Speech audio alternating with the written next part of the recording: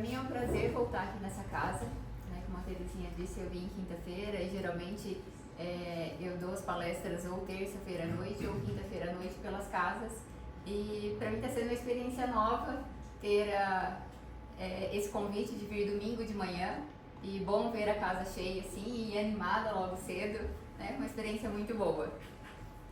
O tema que eu trouxe hoje é a prática do bem. A gente vai encontrar ele, tá, a base dele lá no Evangelho segundo o Espiritismo, no capítulo 15. E aí ele começa que o Espiritismo e a prática, né, do bem, ele é uma lei superior. E é uma condição indispensável para o nosso futuro, né, para a nossa evolução, para o nosso melhoramento. E ele prega essencialmente a necessidade de fazer o bem e evitar o mal. Essas são as palavras lá de Kardec do que é o Espiritismo, no capítulo 1, no terceiro diálogo. E aí a gente tira a primeira máxima, que é fora da caridade não há salvação. Mas hoje eu não venho falar aqui especificamente da caridade, porque para isso a gente precisaria de uma manhã inteira para um domingo, né? Nesse trecho dessa máxima, fora da caridade não há salvação, lá no capítulo 15, ele vai trazer a parábola do bom samaritano.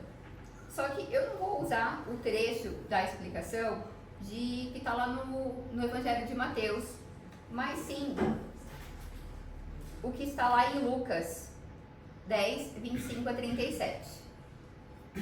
Certo homem chega para Jesus e, querendo colocar ele à prova, pergunta: Mestre, que farei para herdar a vida eterna? Jesus responde: o que está escrito na lei? Como você a entende?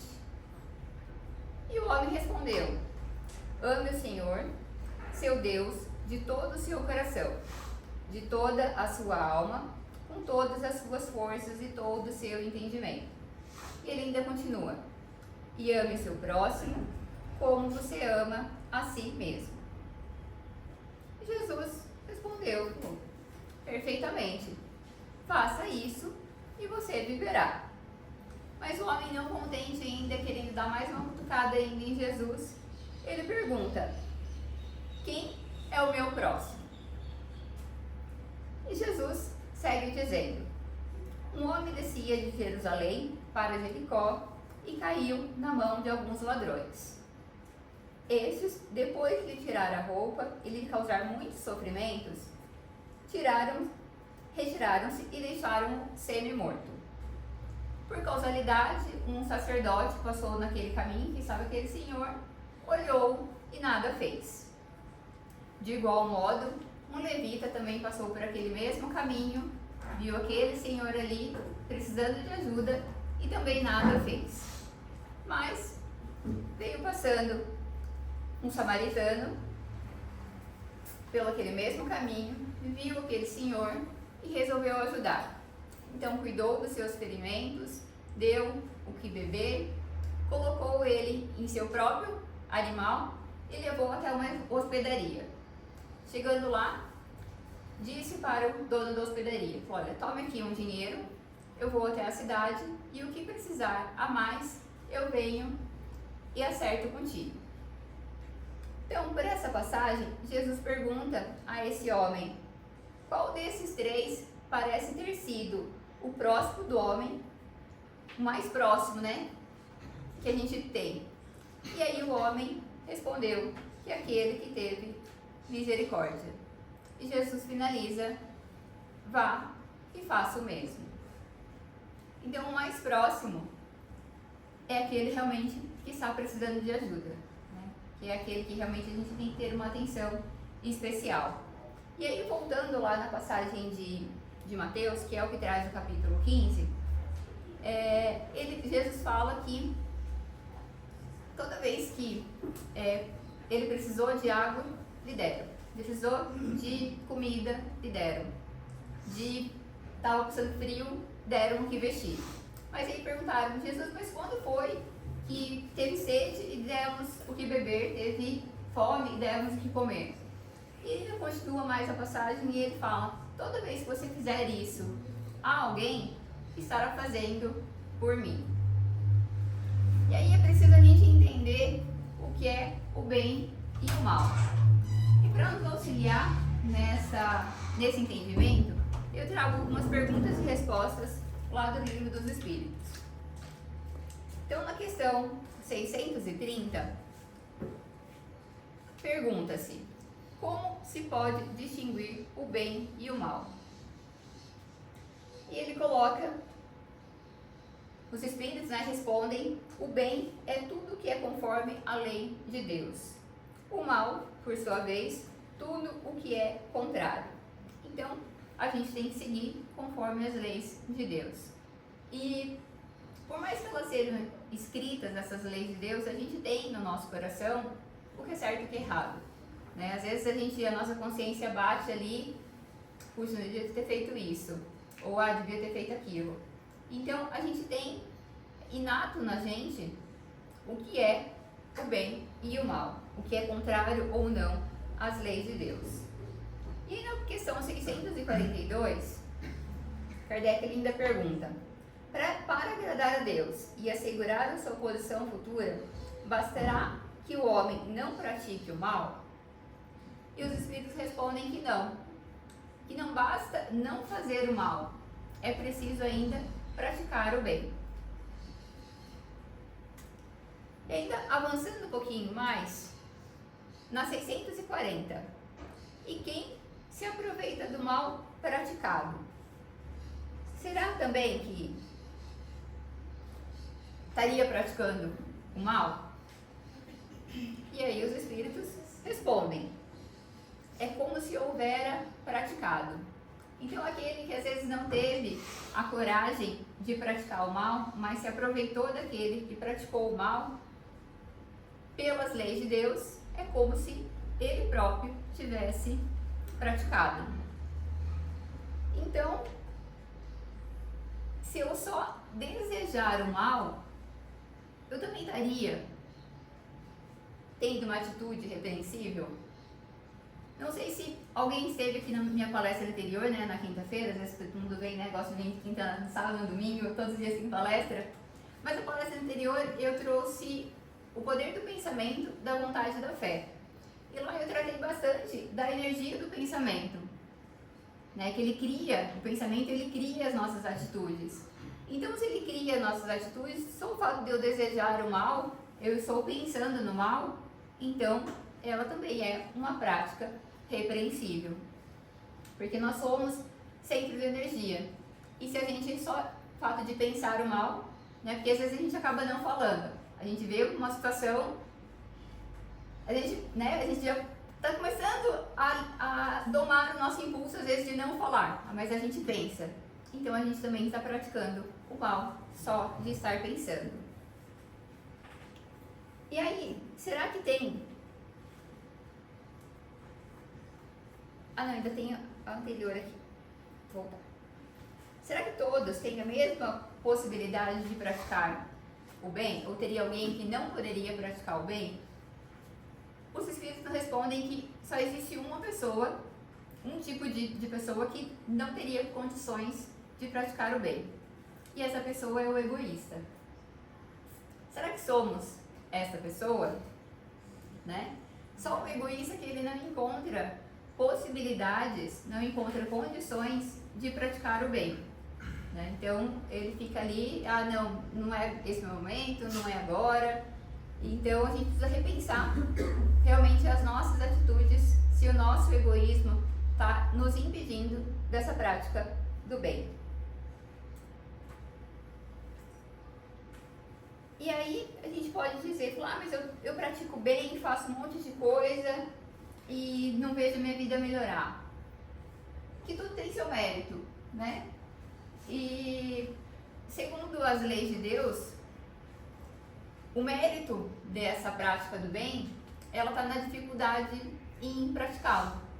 Então, fazendo bem do que eu estou acostumada no dia a dia e que isso para mim é normal e que não causa nenhum desconforto, não faz eu raciocinar sobre aquilo, você não está fazendo mais do que a sua obrigação. Essa que é a grande verdade, né? Então, até ele coloca uma passagem que dar um pão para quem não tem nada, né? Essa pessoa que não tem nada, dar esse pão é muito sacrifício para ela, né? Tem que dividir o alimento com outra pessoa. Mas para quem tem muito, dar um pão, dar um alimento, não vai fazer diferença na vida dele.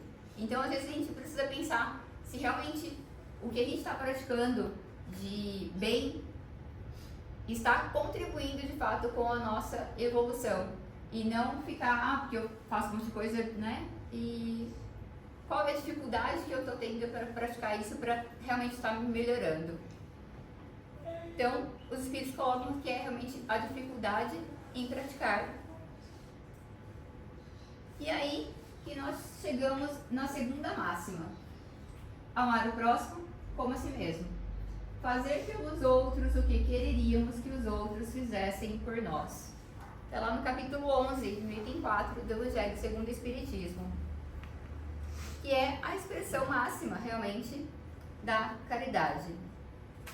É lógico que a gente tem que pensar caridade, a caridade material e a caridade que não é material. E hoje, o meu enfoque aqui é nessa caridade que não é a caridade material.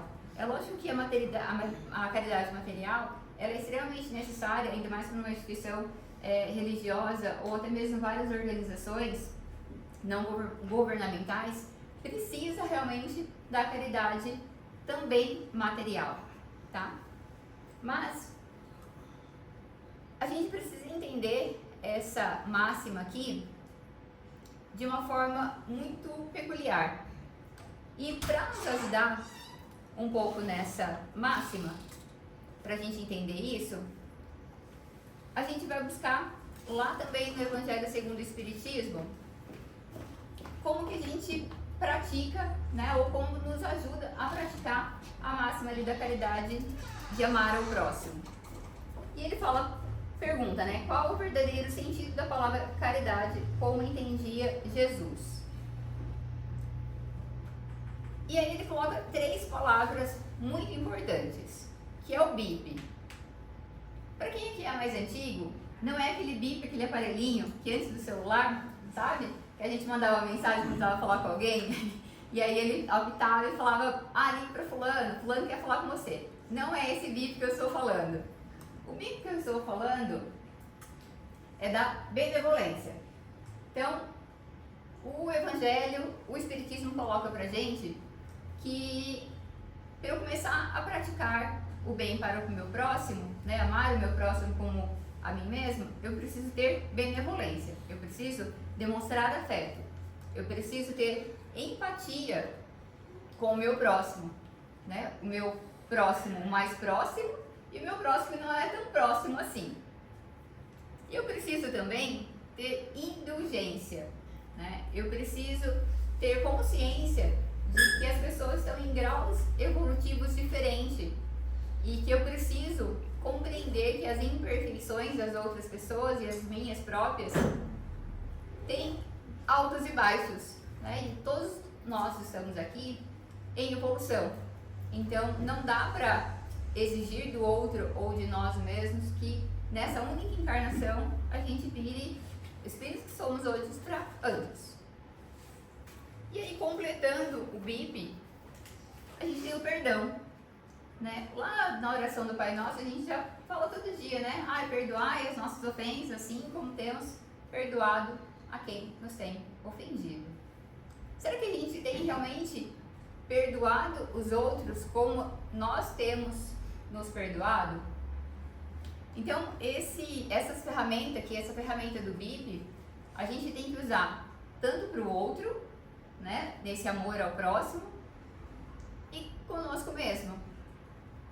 E aí eu trouxe uma passagem, lá pelo Espírito Valdo Vieira, que ele nos coloca que nós não podemos ignorar a lei de causa e efeito.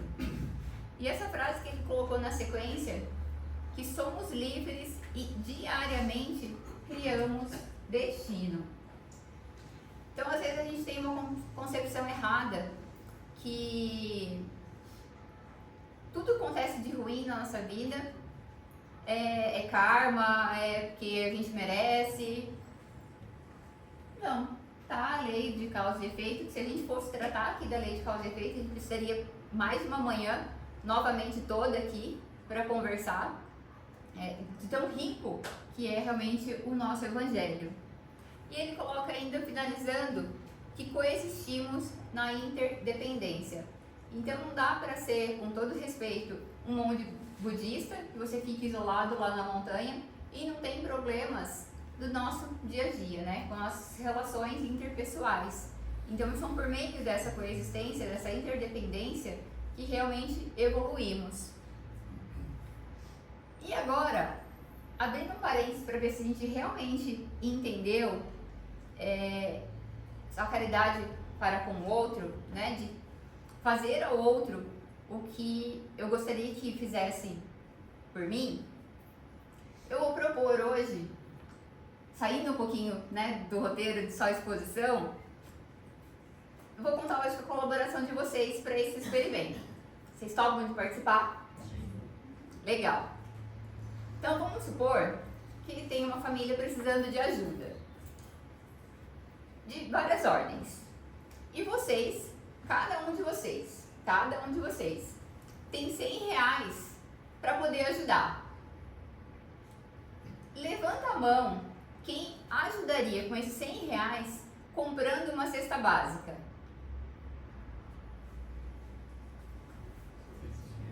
Quase metade, tá? Quem não daria a cesta básica, mas daria os R$100 em espécie?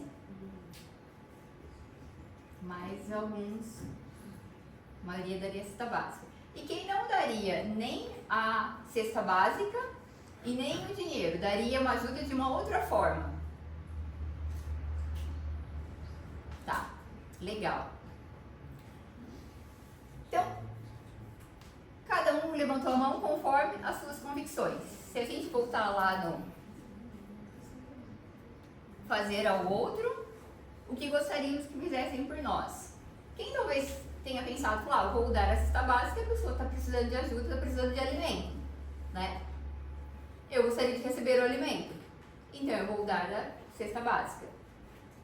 Ou quem resolveu dar o dinheiro, eu preferi o dinheiro porque aí eu posso comprar o que eu quiser, porque às vezes a pessoa está precisando de leite, o leite não tem a cesta básica, ou precisa pagar uma conta de energia, porque não adianta ter a comida e não ter energia para poder fazer, né, para poder guardar na geladeira. Ou ajudaria de uma outra forma, dou um pouco de comida e um pouco de dinheiro. Tem N situações porque a gente pensou conforme a nossa convicção. É o que a gente gostaria que fizessem por nós. Dar a cesta básica, dar o dinheiro ou dar outra ajuda. Mas agora vamos pensar por quem receberia essa ajuda. Quer ver como essa frase, fazer ao outro como a gente gostaria que fizessem por nós, a gente não entende a moral dela? É como se a gente contasse para uma criança uma história, apenas a história, sem realmente contar a moral dessa história. Pensando na pessoa que recebeu a cesta básica. Ela falou, obrigada, mas o meu filho, ele tem problema de saúde e ele não come o macarrão que vem normal na cesta. Então, parte da cesta básica eu vou ter que doar, eu vou ter que desfazer. Então, assim, a cesta básica não vai ser útil para mim. Ou quem resolveu dar o dinheiro, a pessoa recebe e fala, nossa, mas eu não posso caminhar, eu estou impossibilitada de locomoção e eu não posso sair para comprar o alimento. Então, ela preferia realmente a cesta básica, o alimento. E aí, quando a gente não pratica o BIP, a gente vai falar, nossa, mas se você é ingrata, dei a cesta básica, não quer comer a cesta básica toda. Eu dei o dinheiro, quer que eu fosse buscar a comida para a pessoa, né? E aí, por que a gente não entende? Eu, particularmente, demorei muito para entender essa frase. Porque o primeiro que a gente não quer, seja em qual situação, é que a vontade do outro seja nos imposta. Quando eu estou dando a cesta básica para a pessoa sem saber se realmente ela quer a cesta básica, se ela precisa daquela cesta básica, eu estou impondo a minha vontade sobre essa pessoa. Quando eu dou dinheiro, eu estou impondo a minha vontade, porque eu gostaria de receber o dinheiro. E não no que de fato a pessoa esteja precisando ou querendo. Então a moral da história, quando a gente fala em amar ao próximo como a si mesmo e fazer ao outro o que gostaria que fizéssemos por nós, o que nós não gostaríamos é que a vontade do outro fosse imposta. E quando a gente está tratando aqui só sobre cesta básica, mas não é sobre cesta básica que a gente está falando. A gente está falando de nós. A gente está falando das nossas relações, do nosso dia a dia. Quer ver uma prática disso? Mesmo eu fazendo essa palestra, semanas atrás eu recebi um amigo meu aqui em Curitiba, e eu gosto muito de Curitiba, não sou daqui, mas já moro aqui em Curitiba tem 11 anos, e eu sou apaixonada por essa cidade. E toda vez que vem alguém aqui, eu quero mostrar a cidade inteira para a pessoa. Eu já a pessoa cansada de levá-la em todos os parques, tudo que puder levar, tiver tempo, eu vou levar a pessoa. E o primeiro dia, levei a pessoa, né, para um lugar que eu gosto de ir bastante sexta-feira. Aí no sábado passamos o dia fazendo atividade, assim, andei uns 120 quilômetros de carro com a pessoa. E chegou no domingo, a pessoa desapareceu, foi fazer as coisas dela.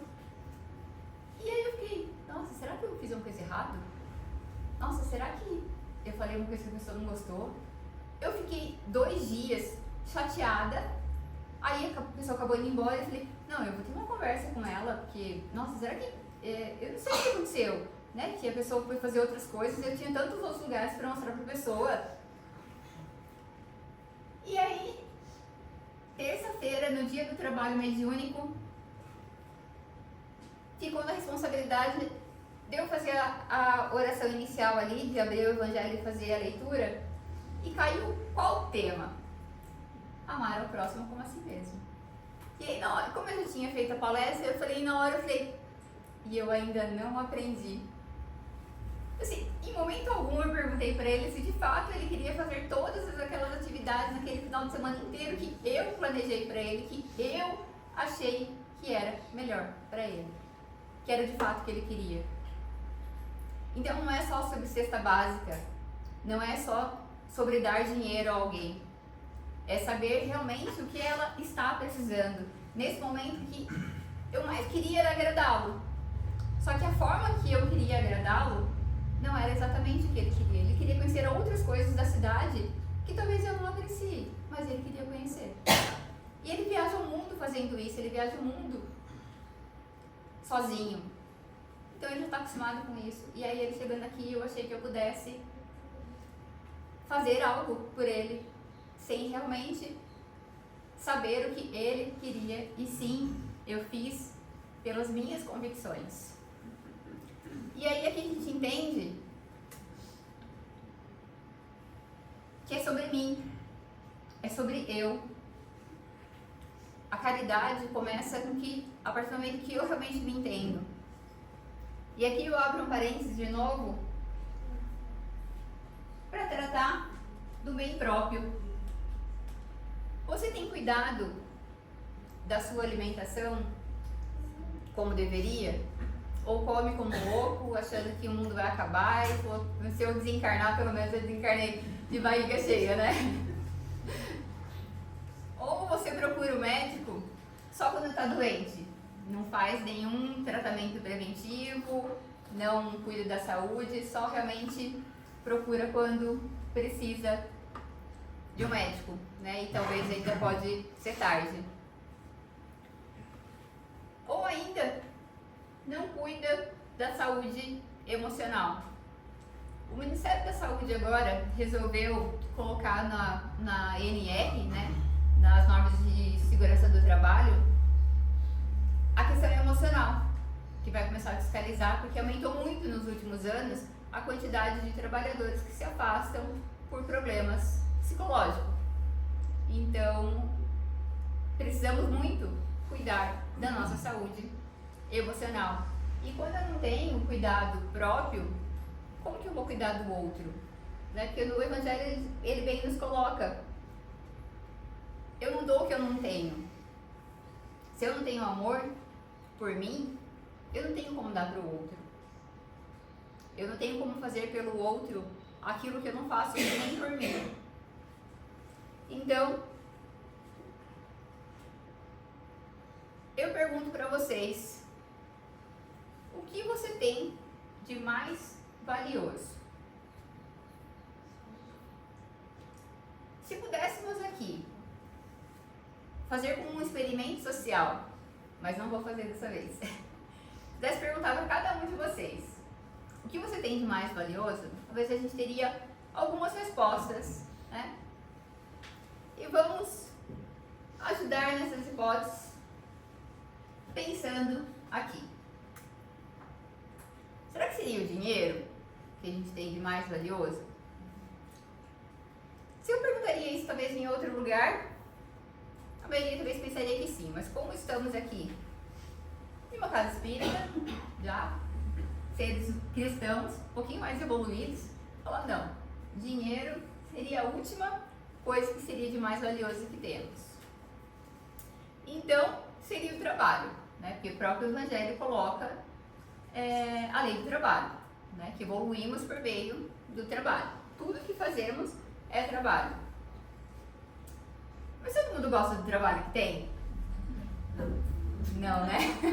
Já ouvi umas respostas que não ali. Então não pode ser de mais valioso, porque tem gente que pudesse não trabalhar e ter o dinheiro para comprar as coisas, seria, né? Então também não pode ser o trabalho. Então, é a família, né? É aquilo que a gente conquista, é aquilo que a gente tem de mais precioso para evoluir. A gente escolhe a família que a gente vem, mas toda família é perfeita? As famílias têm dificuldade, passam, né, por problemas. Tem gente que gostaria até de trocar de família, né? Pudesse trocar, sei lá, um tio, uma tia, um irmão, às vezes, né? Trocaria. Então a gente não pode dizer que... e até porque nem todos têm família, né? Se a gente for pensar nas pessoas que estão nos orfanatos, né? As crianças, elas não têm família. Mas todos nós temos algo de valioso. Então não pode ser a família. Bom, então é o conhecimento. É o que vocês vieram buscar aqui domingo de manhã, o que vocês vêm buscar aqui na quinta-feira, é o que vocês buscam na escola, passam anos, até mesmo no trabalho. Mas será que todo mundo busca conhecimento? A gente viu na passagem anterior que passa anos a gente lendo a mesma frase e não a compreende, não a entende. Então, a gente não pode ter o conhecimento como mais valioso. Então, é a vida. Nossa, Lana, tá ficando difícil, né? Mas eu vou dizer pra vocês também que não é a vida que a gente tem de mais valioso. Mas a gente tá falando na prática do bem, então só sobrou essa. Tem que ser o amor. Mas jogue a primeira pedra quem nunca sofreu de amor aqui. Quem nunca quis esganar um irmão no trânsito. Ou alguém dentro do ônibus, né? Que você chega cansado, quer sentar, a pessoa vai e senta antes de você. Isso não é amor. A gente viu lá as ferramentas do BIP. Quando a gente não pratica o BIP, a gente não está praticando o amor. Então a gente também não pode ter o amor como mais valioso. E vocês devem estar se perguntando: quem é essa pessoa que chega no domingo de manhã, fala que eu tenho algo de valioso que nem eu sei o que é? Pois nós temos de mais valioso é o tempo. Todos nós aqui, todos, aqui do outro lado do planeta, temos exatamente 24 horas no dia. são 1.440 minutos, 86.400 segundos no dia. Agora são 10h37. Alguém teve mais do que isso? Se teve, me explica. Que eu quero saber a mágica também. Mas quem não nasceu ou desencarnou hoje, vai ter as mesmas 24 horas. E o que vocês estão fazendo no tempo de vocês? Como que vocês estão lidando com esse bem mais valioso que nós temos? Porque ele é indiferente. A gente gostando ou não dele, ou melhor, a gente gosta muito do tempo. Porque sempre a gente quer ter mais tempo. Né? É difícil a gente, mesmo quando a gente tá com saudade ou tá querendo encontrar alguém, tá querendo realizar alguma coisa, a gente quer que o tempo passe rápido para aquilo acontecer. Quando acontece, a gente quer o quê? Que o tempo paralise para a gente vivenciar aquela experiência. Então, é o tempo que a gente tem. É o que a gente tem de mais valioso nessa vida, é o tempo. Que é por meio do tempo que a gente conquista o dinheiro, o trabalho, o conhecimento. Eu preciso de tempo para construir uma família, eu preciso de tempo para amar. Porque sem o tempo eu não realizo nada. Até mesmo no outro plano, para quem leu, né, lê as obras, sabe que quanto mais a gente trabalha, né, mais os espíritos trabalham, mais eles têm bônus horas para poder ter o tempo livre para fazer outras atividades, mesmo na espiritualidade. Então é o tempo. Então se você não está no trabalho que gosta, você está vendendo o seu tempo. E qual o valor do seu tempo? Se você está no relacionamento que não está bom, você está desperdiçando o seu tempo. Nós somos como essa ampulheta. Encarnamos com um tempo, com um tanto de areia ali que vai passando para a parte de baixo. Não sabemos quanto tem ali de... E podemos, inclusive, abreviarmos. André Luiz mesmo foi um que abreviou a encarnação dele, porque ele não cuidou o quê? Da saúde dele. Ele não teve o cuidado do bem próprio. E ele foi chamado do quê? De suicida. E se ele pudesse voltar no tempo, será que ele teria feito diferente? Só que o tempo não volta. E é por isso que ele é o mais valioso.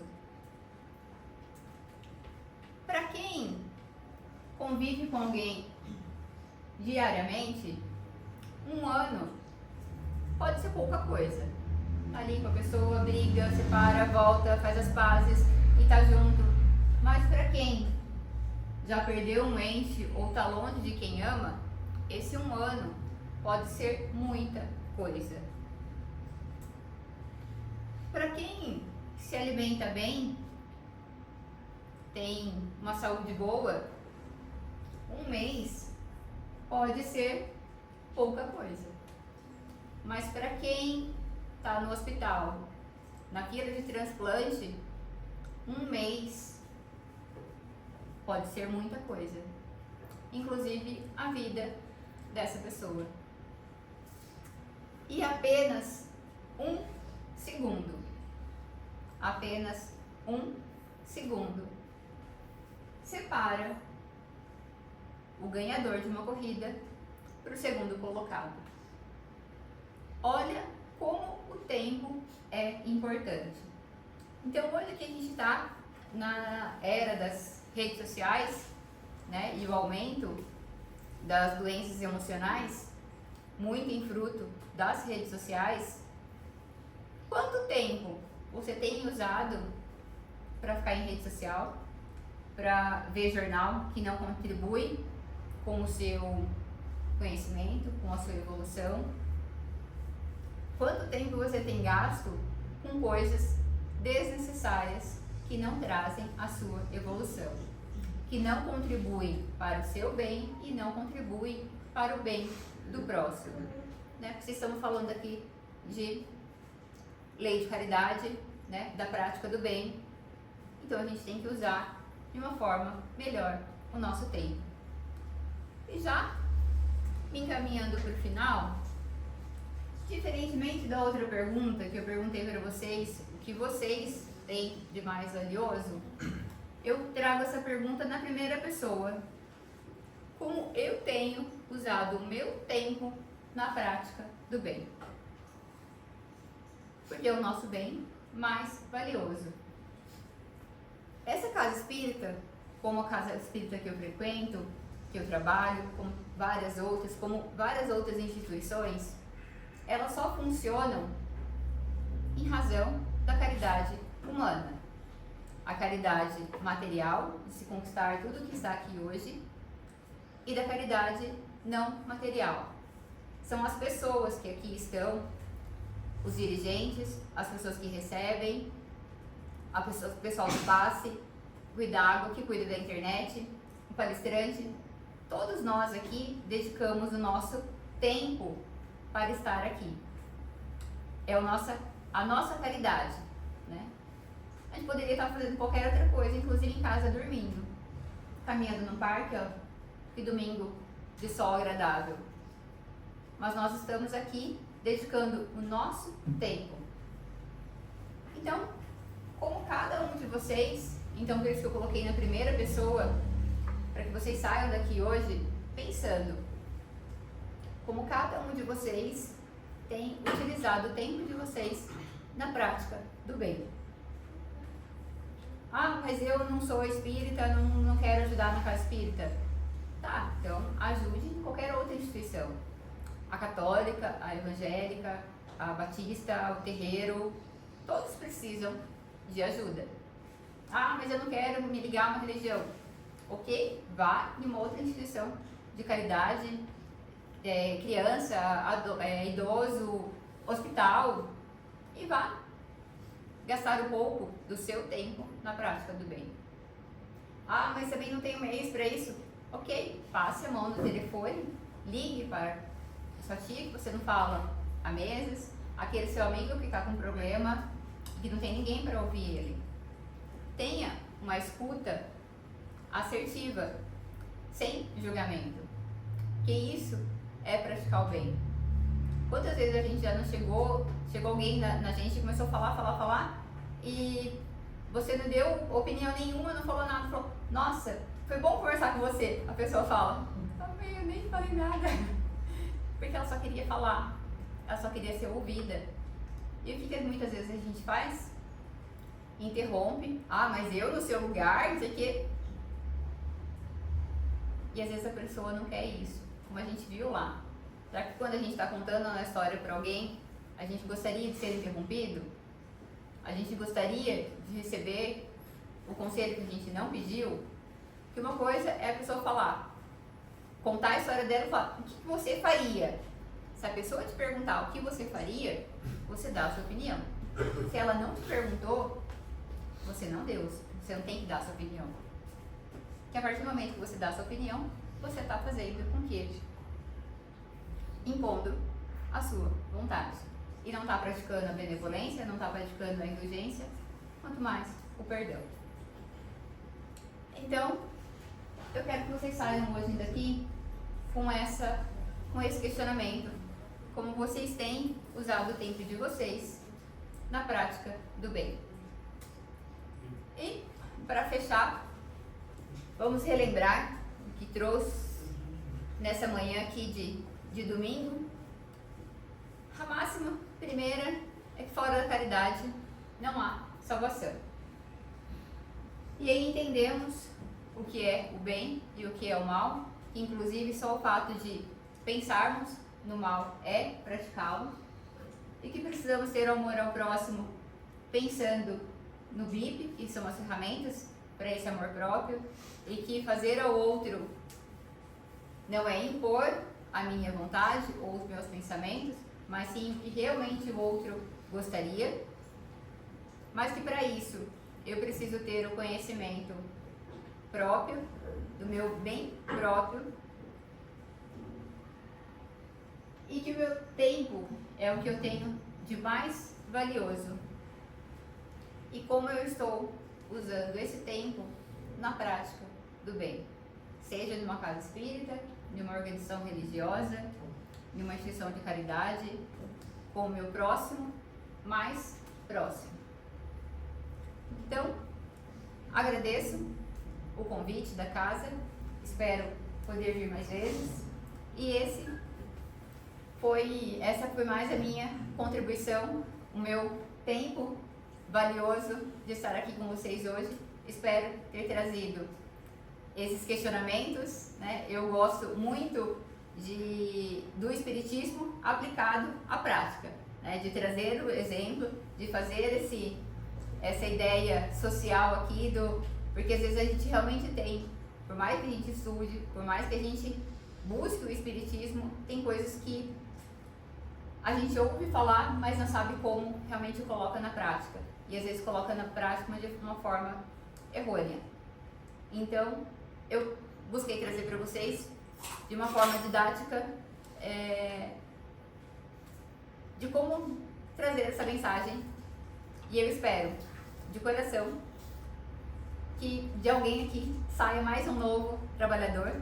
E se vocês estiverem precisando, lá a Casa Espírita, lá do Bacaxeri também está precisando, como vários outros casos espíritas estão precisando. Então, esse também fica o meu pedido para que vocês possam, a cada dia mais, divulgar o Evangelho e estar junto com a gente na prática do bem. Muito obrigada.